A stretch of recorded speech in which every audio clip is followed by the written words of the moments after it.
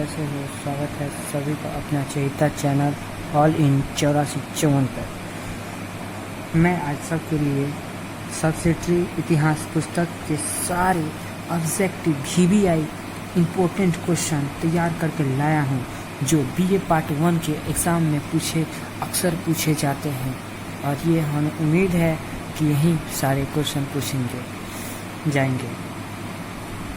आप वीडियो को ज़्यादा से ज़्यादा शेयर करें और नए हैं तो चैनल को सब्सक्राइब करें और लाइक करें। आइए अपने प्रथम प्रश्न की तरफ चलते हैं। भारतीय इतिहास वैदिक युग कब से आरंभ हुआ? भारतीय इतिहास, एक बार और क्वेश्चन पढ़ते हैं। भारतीय इतिहास के वैदिक युग कब से आरंभ हुआ? 15 ईस्वी पूर्व से 600 ईस्वी पूर्व तक। नेक्स्ट क्वेश्चन की तरफ बढ़ते हैं अपने। वैदिक आर्य के संस्कृति अध्ययन की सुविधा कितने भागों में विभाजित किया गया था? ये 2 भागों में विभाजित किया था। कौन कौन, आइए जानते हैं। प्रथम, ऋग वैदिक तथा उत्तर वैदिक की संस्कृतियाँ। पूर्व वैदिक कालीन के अनुसार सामाजिक जीवन को कितने भागों में बांटा गया था? यानी पूर्व वैदिक काल के हम क्वेश्चन को समझने का प्रयत्न करते हैं। पूर्व वैदिक कालीन के सभ्यता के अनुसार सामाजिक जीवन को कितने भागों में बांटा गया था? वो 14 भागों में बांटा गया था। सारे प्रश्न यहीं पे याद हो जाएंगे, बस वीडियो को ध्यान से देखिए और शेयर, और चैनल पर नए हैं तो सब्सक्राइब जरूर करें। आते हैं अपने प्रश्न की तरफ।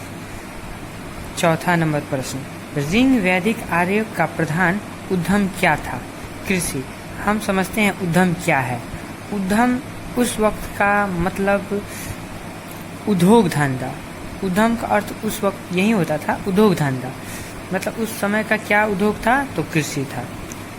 आइए अपने नेक्स्ट प्रश्न की तरफ प्रस्थान करते हैं। क्वेश्चन नंबर 5, किसका कथन है कि प्राचीन भारतीयों यदि किसी समय का इतिहास पूछा जाए तो वो केवल उपकथाएं आरंभ कर देते हैं? ये किनका कहा है? अल-बिरूनी ने कहा था।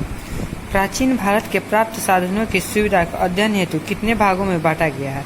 प्राचीन प्राप्त साधनों की सुविधा के लिए, अध्ययन के लिए, सुविधा के लिए कितने भागों में बांटा गया? ये बांटा गया 2 भागों में। देखते हैं कौन कौन। प्रथम साहित्य और दूसरा पुरातात्विक। आर्य का प्राचीनतम ग्रंथ कौन था? वेद। वेदांग कितने हैं? वेदांग आपको पता है 6 होता है। पुरातात्विक सामग्री को कितने भागों में बांटा जा सकता है? 3। कौन कौन, आइए देखते हैं। अभिलेख, स्मारक तथा मुद्राएं। जैन धर्म के संस्थापक कौन थे? ऋषभदेव। जैन धर्म के आखिरी तीर्थकार कौन थे? महावीर स्वामी थे। इसके बाद कोई जैन धर्म का तीर्थक नहीं बन पाया, और उतना कोई योग्य था, जिसके कारण कोई नहीं बन सका। आइए जानते हैं महावीर के बारे में। महावीर स्वामी का जन्म कब और कहाँ हुआ था? महावीर स्वामी का जन्म 599 ईस्वी में हुआ था, और उनका जन्म कुंडलग्राम में हुआ था। महावीर का बचपन का नाम क्या था? आपको पता होना चाहिए, वर्धमान था। महावीर के पिता और माता का नाम क्या था? पिताजी का नाम था सिद्धार्थ और त्रिशला, माता का नाम त्रिशला। महावीर के विवाह किसके साथ हुआ था? यशोधरा। यानी महावीर की पत्नी का नाम क्या था? यशोधरा। महावीर ने गृह त्याग कब किया? उन्होंने कितने वर्षों में किया? तो आपको पता होना चाहिए 30 वर्षों में। हमने 12th क्लास में पढ़ा था। महावीर को ज्ञान के प्राप्त होने के बाद उनका धर्म प्रचार में कौन साथ दिया? जब उनको ज्ञान के, देखिए क्वेश्चन क्या कर रहा है, जब उनको ज्ञान प्राप्त हो गया तो उनके धर्म प्रचार के लिए कौन उनके साथ गया था? तो वो प्रथम व्यक्ति था घोषाल। महावीर के कितने वर्षों तक जीवित रहे? वो 72 वर्ष तक जीवित रहे, और उनकी मृत्यु 527 ईस्वी में हो गई। और उनका जन्म आपको पता है ही, हमने बताया था 599 ईस्वी में हुआ था। कहाँ हुआ था बताइए आप? कुंडलग्राम। हाँ, कुंडलग्राम में हुआ था, सही है आपका। जैन धर्म के सुधारक कौन थे? महावीर स्वामी। त्रिरत्न धर्म किस से संबंधित है? त्रिरत्न आपको पता होना चाहिए। त्रिरत्न कौन धर्म से है? तो हम जानते हैं जैन धर्म से होगा। राम किस राज्य के संबंधित है? जो भगवान राम थे वो किस राज्य से संबंधित है? आपको पता है? नहीं पता है, आइए हम जानते हैं। कौशल राज्य। बिंबिसार का पिता का नाम क्या था? अगर आपको पता है तो नीचे कमेंट बॉक्स खुला हुआ है, आप उसमें ज़रूर जवाब दें हमें ये वीडियो कैसा लग रहा है। मांडलिक, बिंबिसार का पिता का नाम क्या था? मांडलिक। अगर आप वीडियो को ध्यान से 2 बार देख लीजिए तो आपके सारे प्रश्न पूरे अच्छी तरह से याद हो जाएंगे। अजातशत्रु का अन्य नाम क्या है? उनका अन्य नाम अजातशत्रु का नाम अन्य नाम है कुणिक। बौद्ध का अर्थ क्या होता है? यानी बौद्ध का यहाँ पूछा जाता है, आप किसी भी से भी पूछिएगा बौद्ध का अर्थ क्या होता है तो वो बताएगा पवित्रता। बौद्ध धर्म के प्रवर्तक कौन थे? बौद्ध धर्म का प्रवर्तक कौन थे? आपको जानते ही होंगे, महात्मा बुद्ध थे। बौद्ध की मृत्यु और जन्म कब हुआ था?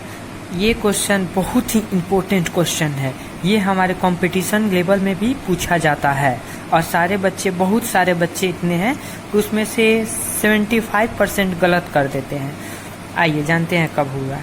563 ईस्वी पूर्व में उनका जन्म हुआ और उनकी मृत्यु 483 ईसा पूर्व में उनकी मृत्यु हो गई। आप पूछेंगे 563 ईसा पूर्व में जन्म और 483 ईसा पूर्व में मृत्यु, ये कैसे हो सकता है? तो आइए हम जानते हैं। ये जो ईसा पूर्व होता है ये पीछे की तरफ बढ़ता है, ना कि आगे की तरफ। ठीक, समझ में आ गया? चलते हैं अपने अगले प्रश्न की तरफ। बौद्ध ने गृह त्याग कितने वर्षों में किया? उन्होंने 29 वर्षों में किया था। और महावीर ने कितने वर्षों में किया था? आप बताइए। हाँ, 30 वर्षों में किया था। ठीक है, चलते हैं अगले प्रश्न के साथ। बौद्ध के सारथी का क्या नाम था? बौद्ध का सारथी का क्या नाम था? उन्होंने जब अपना घर द्वार छोड़ा था तब उनके सारथी का नाम क्या था? ये बहुत ही इम्पोर्टेंट क्वेश्चन है, हो सकता है ये पूछा जाए। इनका सारथी का नाम था छंदक। चंद्रगुप्त मौर्य के जन्म कब हुआ था? 345 ईसा पूर्व। यानी चंद्रगुप्त का जन्म कब हुआ था? तो 345 ईसा पूर्व।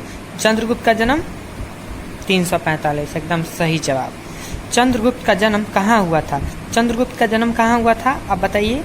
पाटलिपुत्र। हाँ, एकदम सही आपने बोला। चंद्रगुप्त के सबसे अधिक साथ सत्ता प्राप्त करने का कौन दिया? यानी उनको सत्ता कहने का अर्थ ये है कि चंद्रगुप्त वो राजा किसने बनाया? तो वो थे, उनके पीछे का हाथ, सबसे बड़ा हाथ था चाणक्य का। उन्होंने घनानंद से उनको तहे दिल से उनको विनाश के लिए उन्होंने प्रतिज्ञा की थी चाणक्य ने, और उनका साथ दिया चंद्रगुप्त का, और उन्होंने घनानंद को मरवा दिया और वो चंद्रगुप्त को मगध के राजगद्दी पर बैठा दिया। आइए अगले प्रश्न की तरफ चलते हैं। आइए देखते हैं, चंद्रगुप्त सबसे पहले विजय किस राज्य पर किया? आपको पता है? पंजाब। जी हाँ, सही आपने बोला। मगध ने राजगद्दी चंद्रगुप्त कब बैठा? मगध के राजगद्दी पर चंद्रगुप्त कब बैठा? आपको पता होना चाहिए, बताइए। 321 ईस्वी में। ठीक। चंद्रगुप्त राज सिंहासन पर कब बैठा? समुद्रगुप्त राज सिंहासन पर कब बैठा? ध्यान से देखिएगा, ये जो ईस्वी वाला है ये बहुत सारे बच्चे गलत कर देते हैं, लेकिन आप इस वीडियो को देखिएगा, ध्यान से देखिएगा, और तो आपको ये सारे डाउट क्लियर हो जाएंगे। आइए देखते हैं। 335 ईस्वी में भारत का नेपोलियन किसे कहा जाता है? भैया, भारत का नेपोलियन किसे कहा जाता है? आप नेपोलियन को ना बोल दीजिएगा। इनका सही उत्तर होगा समुद्रगुप्त। अश्वमेध यज्ञ किसने करवाया था? तो अश्वमेध आपको पता होना चाहिए, समुद्रगुप्त ने करवाया था। ये सारे क्वेश्चन जो समुद्रगुप्त वाले हैं एक जगह रख दिए ताकि आपको याद करने में कोई कठिनाई ना हो। आइए अगले प्रश्न की तरफ चलते हैं। महाराज धीराज की उपाधि कौन धारण किया? समुद्रगुप्त। बोला था ना, सारे क्वेश्चन एक साथ है समुद्रगुप्त वाले। ठीक है, आइए अपने अगले प्रश्न की तरफ चलते हैं। सोने का सिक्का वीणा बजाते हुए कौन सा शासक था? तो वो भी होगा समुद्रगुप्त। वीडियो बहुत अच्छा लग रहा होगा तो चैनल को सब्सक्राइब, लाइक और शेयर करें और कमेंट करके बताएं कैसा लगा वीडियो, और वीडियो के अंत तक बने रहें। आइए अपने प्रश्न संख्या 39 की तरफ चलते हैं। किसने कहा था कि कुछ दिनों के भीतर यदि समस्त उदंड राजाओं को पांव में बेड़िया की जकड़ से पृथ्वी के प्रतिध्वनित ना कर दूंगा तो तो पतंग की भांति अपने को जलते हुए अग्नि में झोंक दूंगा। अरे बाप रे, कौन है जी? आइए देखते हैं। ये अच्छा, ये हर्षवर्धन है। ये कौन है? हर्षवर्धन। ये बोलते हैं कि अगर मैं सारे राजाओं को नहीं अगर एक साथ मतलब प्रतिध्वनिक झंकार से एकदम हरा ना दूं, तब तक कुछ मैं एकदम अपने आप को जलती हुई अग्नि के समान झोंक दूंगा। ये किसने कहा था? हर्षवर्धन। ये काफी इंपॉर्टेंट क्वेश्चन है। आइए अपने नेक्स्ट अगले प्रश्न की तरफ बढ़ते हैं। पाल वंश का संस्थापक कौन था? पाल वंश का संस्थापक कौन था जी? हाँ, आपने सही बोला जी, गोपाल। बौद्ध विहार किसने बनवाया था? बौद्ध विहार किसने बनवाया था? तो आइए देखते हैं। गोपाल ने बनवाया था। ये बौद्ध विहार क्या है? ये बौद्धों के लिए है। ये भी पूछा जा सकता है, आपके यहाँ से प्रश्न बन सकते हैं। बौद्ध विहार क्या चीज है? वो बौद्धों के लिए बनाया गया था। ठीक। विक्रमशील विश्वविद्यालय की स्थापना किसने की थी? तो विक्रमशील विश्वविद्यालय की स्थापना किसने की थी? धर्मपाल। विक्रमशिला विश्वविद्यालय की स्थापना, हाँ, धर्मपाल। अभी हमारे साथ बोलते रहिए, वीडियो को एंजॉय करते रहिए। आइए अपने अगले प्रश्न की तरफ चलते हैं। देवपाल की मृत्यु कब हुई? देवपाल की मृत्यु कब हुई थी? उनका मृत्यु 856 ईस्वी में हुआ था। आप ध्यान दें, ये जो सन ईस्वी वाला है, कृपया इसको अच्छी तरह से देखें, वरना फिर घबरा जाएगा एग्जाम में। आइए अपने अगले प्रश्न की तरफ चलते हैं। बलवन ने सुल्तान दिल्ली पर कब बैठा? बलवन जो है सुल्तान, वो सुल्तान था, वो दिल्ली के गद्दी पर कब बैठा? तो वो कब बैठा? 1266 ईस्वी में। फिरोज शाह तुगलक का जन्म कब हुआ था? फिरोज शाह तुगलक का जन्म कब हुआ था? 1309 में। गायसुद्दीन तुगलक का संस्थापक कौन वंश किया था? तो वो हो जाएगा, गायसुद्दीन तुगलक का संस्थापक कौन था? तुगलक वंश। मतलब ये पूछ रहा है गायसुद्दीन तुगलक मतलब कौन सा वंश से संबंधित है। ये क्वेश्चन का तात्पर्य यही है कि गायसुद्दीन तुगलक का कौन वंश से संबंधित है, तो वो होगा तुगलक वंश। अब ये समझ गए? ठीक। चलिए आइए अपने अगले प्रश्न की तरफ चलते हैं। इल्तुतमिश किसका दामाद था? इल्तुतमिश किसका दामाद था? कुतुबुद्दीन ऐबक का। चंगेज खां के आक्रमण किसके काल में हुआ था? तो किसके काल में हुआ था? इल्तुतमिश के समय हुआ था। कैसा लगा वीडियो? अच्छा लग रहा है तो आप कमेंट बॉक्स में हमें जरूर बताएं। मोहम्मद बिन कासिम के आक्रमण भारत पर सबसे पहले कब किया था? मोहम्मद बिन कासिम भारत पर सबसे पहले आक्रमण कब किया गया था? तो वो 711 ईस्वी में किया गया था। मोहम्मद बिन कासिम के मृत्यु करवाया था, यानी मोहम्मद बिन कासिम जो था उसका मृत्यु कौन करवाया था? तो उसका मृत्यु खलीफा ने करवाया था। बलवन दिल्ली के सुल्तान कब बना? बलवन दिल्ली का सुल्तान कब बना बताइए? 1266 ईस्वी में। बलवन एकदम याद रखिए। बलवन कब हुआ? 1266। दिल्ली का सुल्तान कब बना? 1266। ठीक है, आइए अगले प्रश्न की तरफ।